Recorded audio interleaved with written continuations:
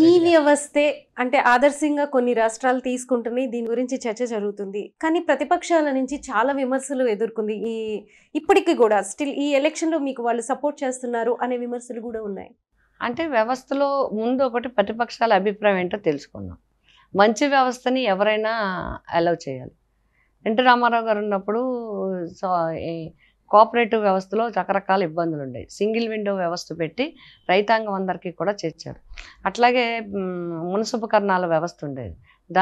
దాన్ని రద్దు చేస్తే హైవేల్లో పరవన్నాలు వండుకున్నారు వచ్చి. ఎందుకంటే వ్యవస్థని లోపాలు సరిదిద్దడం అనేది చాలా ముఖ్యమైన అంశం. మాండలిక వ్యవస్థ పెట్టారు. అట్లాగే సర్పంచ్, ఎంపీపీ, చైర్మన్ ఉండేలా పెట్టారు. తర్వాత 73rd, 74th అమెండ్మెంట్ మిడిల్ వ్యవస్థలు వచ్చాయి. అది వేరే విషయం. అట్లా వ్యవస్థలో ఉండే లోపాలు ఇప్పుడు చేసుకుంటూ వెళ్ళిపోతాం. మన స్వతంత్రం వచ్చి ఇన్ని సంవత్సరాలు అయిపోయింది. మన ఆంధ్రప్రదేశ్ రాష్ట్రం ఇన్ని సంవత్సరాలు అయిపోయింది.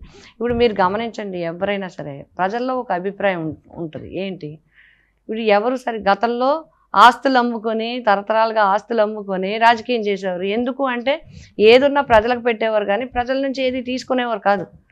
దీని మీద పేరు చెప్పి సంపాదించుకునేవారు కాదు. మన పేరు, మన వ్యవస్థ, మన పరువు, మన తెలివితేటలు, మన శ్రమ, మన శక్తి, మన ఆలోచన అన్నీ ప్రజలకు ఏం చేయాలనే దాని మీద పెట్టుబడి పెట్టేవారు. ఇప్పుడు అలా కాకుండా మన పదవిలోకి వచ్చాం కాబట్టి ఎంత ఖర్చు పెట్టి వచ్చాం, ఇది అలాగా రేపు మళ్ళీ అయితే కనుక ఎంత ఖర్చు పెట్టాలి అనే లెక్కలు చాలా మందికి ఉంటాయి. జగన్మోహన్ రెడ్డి గారు వచ్చిన తర్వాత ఇది కూడా వెనక్కిపోయిందంట. మళ్ళీ అంటే సంపాదించుకోవడానికి అవకాశం లేదు. సో రేపు ఎలక్షన్కి ఎలా ఖర్చు పెట్టి నేను అదే చెప్తున్నాను. ఈ వ్యవస్థని ముందు సచివాలయ వ్యవస్థని కానీ వాలంటీర్ వ్యవస్థని ఎందుకు ప్రతిపక్షాలు వ్యతిరేకిస్తాయంటే ఈ వ్యవస్థలో ప్రజలు లాభం పొందారు, ఈ వ్యవస్థలో ప్రజలు స్వాంతన పొందారు, ఈ వ్యవస్థలో ప్రజలు గౌరవాన్ని పొందారు. ఎవరి దగ్గరికి వెళ్ళక్కర్లేకుండా ఈరోజు నువ్వు అర్హుడు అయితే చాలు నీ ఇంటికే వస్తుంది. నేను ఇందాక చెప్పాను మీకు ఒక ఉదాహరణ. మంచం మీద ఉండేవాళ్ళు ఉన్నారు, వాళ్ళని తీసుకెళ్ళాలంటే ఒక మనిషి ఉండాలి. మీకు పెన్షన్ తీసుకోవడానికి వెళ్ళాలంటే ఒక మనిషి ఉండాలి. మళ్ళీ వాళ్ళకు 100-200 ఇవ్వాలి, ఇచ్చి తీసుకోవాలి. పైగా వాళ్ళు చిరాకు పడుతూ తీసుకెళ్తారు, ఇబ్బంది పడుతూ తీసుకెళ్తారు. మళ్ళీ ఒకరోజు వెళ్ళిపోతే అవ్వదు. ఈరోజు ఇంటికి తలుపు కొట్టి నీకు ఇస్తున్నారంటే ఎవరిస్తారండి? ఇంట్లో తండ్రి ఇవ్వాలి, భర్త ఇవ్వాలి, కొడుకు ఇవ్వాలి. సంపాదించి అమ్మ ఇగో ఇది ఖర్చు పెట్టు, లేదా వైఫ్కి ఇగో నువ్వు ఇంటి ఖర్చులు చూసుకో, లేదంటే ఇంకో చెల్లి నువ్వు ఇది తీసుకొని ఎవరాలి, ఫ్యామిలీ మెంబర్స్ ఇవ్వాలి. ఇవాళ ఎవరిస్తున్నారు? ప్రభుత్వం ద్వారా భరోసా ఇస్తున్నారు. డబ్బు ఒకటే మాత్రం కాదు, ధైర్యం ఇస్తున్నారు, గౌరవం ఇస్తున్నారు.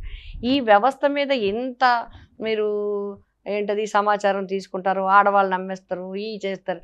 అంటే ప్రజలకి సేవ చేసే వ్యక్తులైన వాలంటీర్స్ని ఒక దొంగల కింద చిత్రీకరించడానికి కూడా వెనకాడలేదంటే వాళ్ళ మనసుల్లో ఎంత భయం ఉందో అర్థం చేసుకోవచ్చు. ఈ వ్యవస్థ ద్వారా జగన్మోహన్ రెడ్డి గారు ప్రజల్లోకి వెళ్ళిపోయారు, ప్రజల మనసుల్ని చొరవలో స్థానం సంపాదించుకున్నారు. ఈ వ్యవస్థ ఉంటే మనం మంచి పేరు వచ్చేస్తుంది గవర్నమెంట్కి అని తప్ప మళ్ళీ ఈరోజు చెప్పండి మేము ఆ వ్యవస్థను ఉంచుతామంటారా లేకపోతే తీసేస్తామంటారా? చెప్పండి ధైర్యంగా. చెప్పలేరు. వ్యవస్థ ప్రజలకి మంచిగా ఉంటుందనేదే, మంచి పేరు వస్తుందనేదే వాళ్ళ భయం. ప్రతిపక్షాల భయం కూడా అదే. సో మీరు అంటే ఫస్ట్ మీదే అనౌన్స్ అయింది, పిఠాపురం నుంచి వైసీపీ అభ్యర్థిగా వంగగీత పోటీ చేస్తారని చెప్పేసి ఫస్ట్ లిస్ట్లోనే మీ పేరు అనౌన్స్ అయింది. తర్వాత పవన్ కళ్యాణ్ వచ్చారు. ఆయన మాట్లాడుతూ ఆమెకు రాజకీయ జీవితం మనమే ఇచ్చాము, ఆమెను మళ్ళీ మన పార్టీలోకి ఆహ్వానిస్తున్నాం అన్నారు. అంటే ఒక ప్రత్యర్థిని పార్టీలోకి ఆహ్వానించడం ఏంటి అంటే ఎలా దీన్ని అర్థం చేసుకోవాలి? అంటే ఎలా అర్థం చేసుకోవాలనుకుంటే కన్నా మనం ఇంకా అది వారి విజ్ఞతకి వదిలేయటమే మంచిది. ఎందుకంటే 2009 కన్నా దగ్గర నేను ఆల్రెడీ 11 years పోస్ట్ చేశాను. 10 years దగ్గర 18-19 years పైన నేను అప్పటికే రాజకీయాల్లో స్టూడెంట్ నుంచి ఉన్నానని మీకు చెప్పాను. ట్రాక్ రికార్డు కూడా నాకుంది. అప్పటికే ఎన్నో పదవులు కూడా చేసే అవకాశం నాకు వచ్చింది. నేను చేసేసానని చెప్పట్లేదు. అంటే దాని గురించి కన్నా కూడా అసలు ఆ పార్టీలోకి మీరు ప్రత్యర్థిని అదే చెప్పబోతున్నాను. అంటే మరి అది ఒక పార్టీ అధ్యక్షుడు అయ్యి ఉండి వేరే పార్టీ వాళ్ళని, పైగా తను డైరెక్ట్ ప్రత్యర్థిగా ఉన్నాం. ఇప్పుడు మనం ఈచ్ అదరు ప్రత్యర్థి. మా పార్టీ నుంచి నేను అభ్యర్థి, మీ పార్టీ నుంచి మీరు అభ్యర్థి. అప్పుడు కూడా ఆయన అభ్యర్థిగా ప్రకటించుకున్నారు.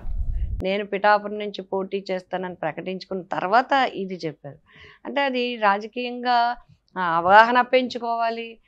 ఇప్పుడు ఒకవేళ కాదు నేను మా వైపు నుంచి పోటీ చేస్తున్నాను. నాకు చాలా భగవంతుడి దయ వల్ల అనుభవం వచ్చింది. రాజకీయంగా నేను సీనియర్గా ఉన్నాను. కాబట్టి నేను 2 అనొచ్చు. ఒకటి, మీరు ఎక్కడైనా పోటీ చేసే అవకాశం ఉంది రాష్ట్రంలో. ఇది నాకు సొంత నియోజకవర్గం, నా నియోజకవర్గం, నేను ఇక్కడే చేయాలి, మీరు ఎక్కడైనా పోటీ చేయండి అని నేను ఎప్పుడూ అనలేదు. లేదు, మా జగన్మోహన్ రెడ్డి గారు ఇన్ని మంచి పనులు చేస్తున్నారు, మీరు మా పార్టీలోకి వచ్చేయండి అని నేను అనలేదు. ఎందుకంటే అది కరెక్ట్ కూడా కాదు. అది మరి అది ఆ డైలాగు అందరు కూడా ఎవరు అడిగినా ఇప్పుడు నన్ను జర్నలిస్టులు అందరూ ఇదే అడుగుతున్నారు. మళ్ళీ మళ్ళీ చెప్పాలంటే కూడా నాకు కొంచెం ఇబ్బందిగానే అనిపిస్తుంది. అది వారి అవగాహన కావచ్చు, వారికి ఉన్న ఇన్ఫర్మేషన్ కావచ్చు. కాకపోతే అవగాహన లోపం. పొలిటికల్గా మాట్లాడేటప్పుడు పూర్తి ఇన్ఫర్మేషన్తో, పూర్తి అవగాహనతో మాట్లాడితే బాగుంటుంది అని చెప్పి నేను చెప్పగలను అంతే. Please subscribe dot news.